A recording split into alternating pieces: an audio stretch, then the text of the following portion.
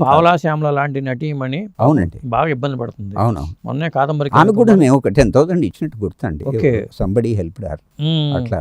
అవును పావుల శ్యామల అట్లాంటి వాళ్ళు ఉన్నారు.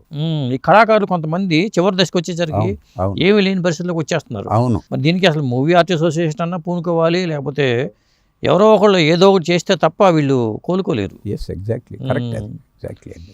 ఇంకా మీరు చేసిన కార్యక్రమాలు ఏంటండి? కార్యక్రమాల్లో సంస్కారవాడ అని ఒకటి పెట్టానండి. ఈ సంస్కారం అనే పేరు భారతదేశంలో ఎక్కడా లేదు, చూశాను నేను.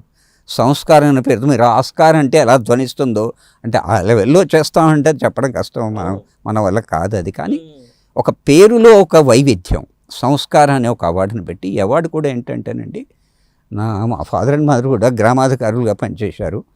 చాలా ఊళ్ళల్లో వాళ్ళ సేవా కార్యక్రమాలు నిర్వహించారనమాట. మనం ఎవరెవరి పేరుతోనో అవార్డులు ఇస్తున్నాం, మన సొంత తల్లిదండ్రుల పేరుతో ఎందుకు అవార్డు ఇవ్వకూడదు? వాళ్ళ పేరిట ఒక పురస్కారం ఏర్పాటు చేసి ప్రతి సంవత్సరం ఇస్తే బాగుంటుందనేది ఒక కాన్సెప్ట్గా తీసుకొని, మా తండ్రి పేరు పెంటమరాజు సుశీలా రంగారావు, చాలా ఫేమస్ ఇప్పుడు award.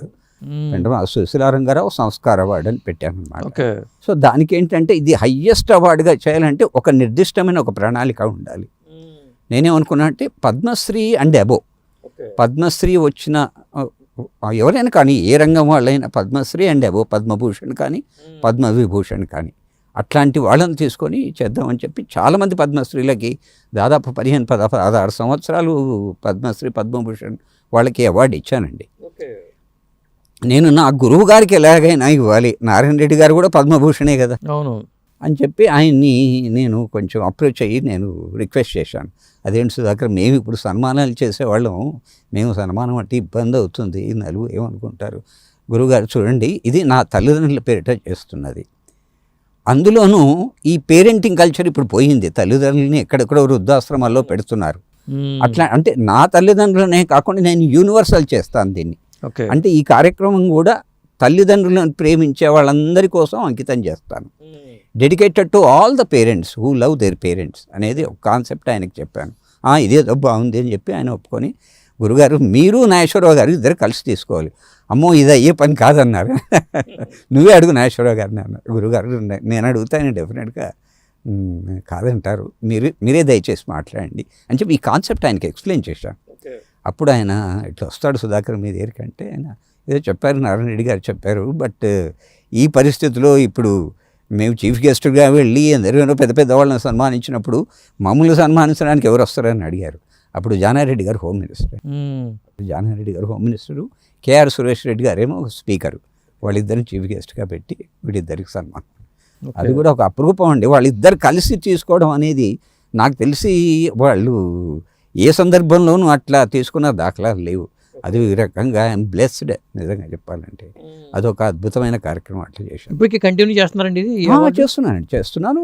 Last year 2022లో Garikapati Narasimha Rao గారు, అప్పుడే పద్మశ్రీ వచ్చింది ఆయనకి, గరికపాటి నరసింహారావు గారిని కూడా ఒప్పించి ఆయన తీసుకున్నారు. ఏ నెల చేస్తూ ఉంటారు ఇది? జూలై అండి, మోస్ట్లీ జూలైలో చేస్తాను.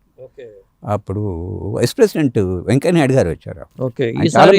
ఎవరికి అనుకుంటున్నారు అది ఇంకా డిసైడ్ చేయాలి, ఇంకా చర్చ జరుగుతోంది దాని మీద. అది పద్మశ్రీ లేదా అంతకంటే హై అనేది ఇంకా ఒక డిస్కషన్లో ఉంది. త్వరలోనే మీకు చెప్తాను. ఇప్పుడే అది ప్రకటించకూడదు, ఎందుకంటే పత్రికా ఇప్పుడే ప్రకటించకూడదు.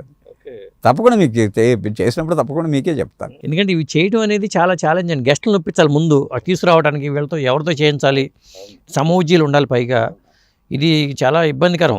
ఒక వెరైటీ మీకు చెప్పాలి అంటే, నేను కేవలం అంటే ఈ సన్మానాలు సత్కారాలు కేవలం సంగీతానికో సాహిత్యానికో సినిమాకో పరిమితం చేయకుండా దీన్ని విస్తృతం చేయాలి. ఎందుకంటే అన్ని రంగాల్లో నిష్ణాతులు ఉన్నారు. ఇప్పుడు క్రీడారంగం తీసుకోండి, క్రీడారంగం నుంచి తీసుకొని అజరుద్దీన్ నేను సన్మానించానండి.